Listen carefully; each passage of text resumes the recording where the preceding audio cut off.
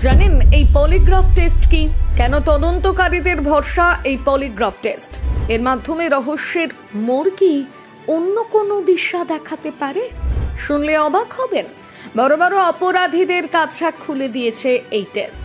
যদিও polygraph test সম্বন্ধে কম বেশি সকলেই শুনেছেন, আর এবার আরজিকর কাণ্ডে সেই পলিগ্রাফ টেস্টেই ভরসা। সেদিনের পর কেটে গেছে প্রায় 2 সপ্তাহের বেশি, কিন্তু দোষীরা আজও অধরা। শুধু পুলিশ নয়, সিবিআইও এখনো কোনো তল খুঁজে পায়নি। তদন্তের কোনো গতি হচ্ছে না দেখে পলিগ্রাফি এখন সিবিআইদের ব্রহ্মাস্ত্র।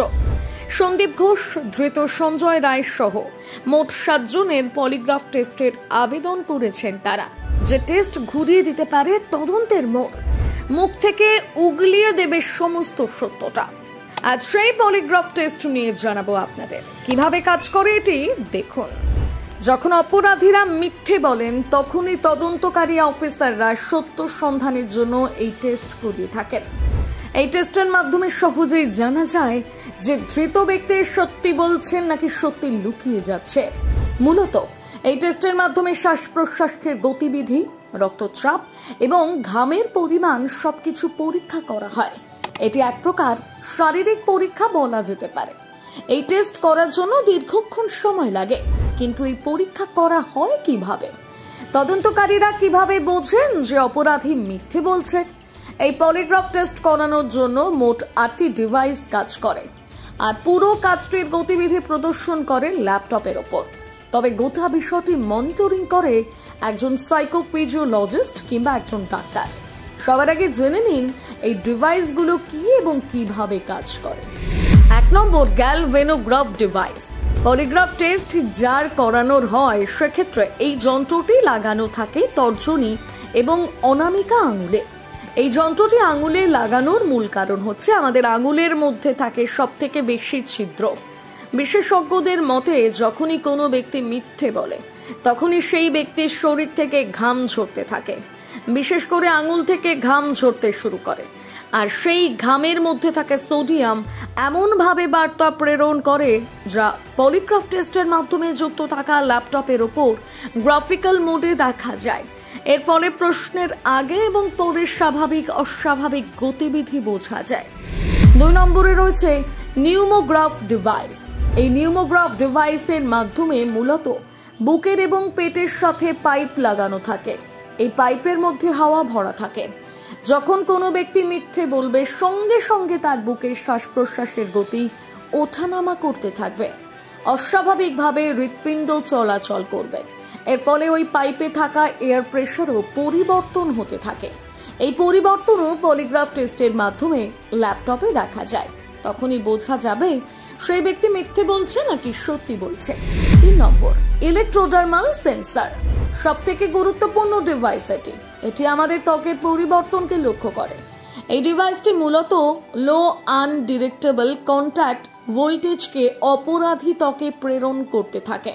এর ফলে যখনই কেউ মিথ্যে কথা বলে, তখন শরীর থেকে যে ঘাম বেরোতে থাকে, সেই ঘাম ইলেকট্রনিক কন্ডাক্টিং সিগন্যালের মাধ্যমে ল্যাপটপে প্রদর্শিত হয়। বিশেষজ্ঞদের মতে সিস্টেমটির মাধ্যমে মূলত মানুষের আবেগকে ল্যাপটপে দেখা যায়। এরপরে রয়েছে কার্ডিওস্পিগ্রাফ। এটি মূলত মানব শরীরের রক্তচাপ ঠিক কিভাবে হচ্ছে সেটিকে পরিলক্ষিত করে। 5 নম্বরে রয়েছে অ্যাক্টিভিটি সেন্সর প্যাড। এটি শরীরের 5টা অঙ্গে লাগানো থাকে, যেমন বাম পায়ের নিচে, ডান পায়ের নিচে, 2টো হাতের কনুইয়ের নিচে, আরেকটি যেখানে ব্যক্তিটি বসেছে সেই সিটের ওপর। এই ডিভাইসটি মানব শরীরের মাসেলের কার্যকারিতাকে দেখাতে থাকে। এটিও বেশ গুরুত্বপূর্ণ। এরপরে রয়েছে ক্যামেরা। ক্যামেরা চালু হওয়ার সাথে সাথে সেই মানুষের প্রতিটি পদক্ষেপকে ক্যাপচার করতে থাকে। সেই সাথে মুখমণ্ডলের টেম্পারেচারও নিয়ন্ত্রণ করে। কতটা ঘাম ঝরছে, কতটা ঝরছে না, সেগুলো নিয়ন্ত্রণ করে। 7 নম্বর, ল্যাপটপ। আগেই বলেছি একটি ল্যাপটপের মাধ্যমে পুরো বিষয়টি তদারকি করা হবে, তাই এই ডিভাইসগুলির মধ্যে ল্যাপটপ অন্যতম। 8 নম্বর, পলিগ্রাফ। সব থেকে গুরুত্বপূর্ণ এই ডিভাইসের কাজ উল্লেখিত বডির সাথে যুক্ত থাকা প্রথম 5টি ডিভাইসের সিগন্যালকে গ্রহণ করে নিয়ে গ্রাফ ফরম্যাটে বিষয়টি দেখানো। এবার বলি পলিগ্রাফ টেস্টে ঠিক কত প্রকার প্রশ্ন করা হয়। এই পলিগ্রাফ টেস্ট করার জন্য মোট 3 প্রকারের প্রশ্ন করা হয়। 1 নম্বর, কন্ট্রোল প্রশ্ন। এই ধাপে মূলত সাধারণ প্রশ্ন করা হয়, যে প্রশ্নের উত্তর দিতে গিয়ে অপরাধীরা একবারও ঘাবড়ে যায় না। অর্থাৎ তাকে প্রথম থেকে একেবারে শান্ত থাকার, রিল্যাক্স থাকার জন্য এমন প্রশ্ন করে অফিসাররা। এই প্রশ্নের মাধ্যমে প্রথমে ব্যক্তিটির সাধারণ ভাবমূর্তি লক্ষ্য করা হয়, ফলে পরবর্তীতে ব্যক্তিটি মিথ্যে বলছে কিনা তা সহজেই ধরা পড়ে যায় তার পরিবর্তনে। উল্টো দিকে ল্যাপটপের সামনে বসে থাকা ডাক্তারটি অপরাধীর সেই সব পরিবর্তন ঠিক দেখে নেয়। 2 নম্বর, রিলেভেন্ট প্রশ্ন। এই ধাপে বোঝা যায় যে ব্যক্তিটি মিথ্যে বলছে নাকি সত্যি বলছে। একে লায়ার ডিটেক্টর প্রসেস বলা যায়।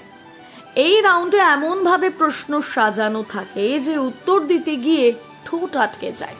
আর প্রশ্নের এই দ্বিতীয় রাউন্ডে সমস্ত ডিভাইসগুলো সব থেকে বেশি কাজ করে। এমন সব প্রশ্ন করা হবে যে এই রাউন্ডে 100% মধ্যে 99% দোষীর ধরা পড়ার সম্ভাবনা থাকে। 3 নম্বরে রয়েছে কম্পারিজন প্রশ্ন। যদিও তদন্তকারীদের এত দূর পৌঁছাতে হয় না, তার আগেই দোষী ধরা পড়ে যায়। আর যদিও পৌঁছতে হয়, সেখানে প্রশ্নের মাত্রা ঠিক কি হবে সেটা নিশ্চয়ই বলতে হবে না। আর ঠিক এইভাবেই পলিগ্রাফ টেস্টের মাধ্যমে ধরা পড়ে দোষীদের কালো মুখোশ।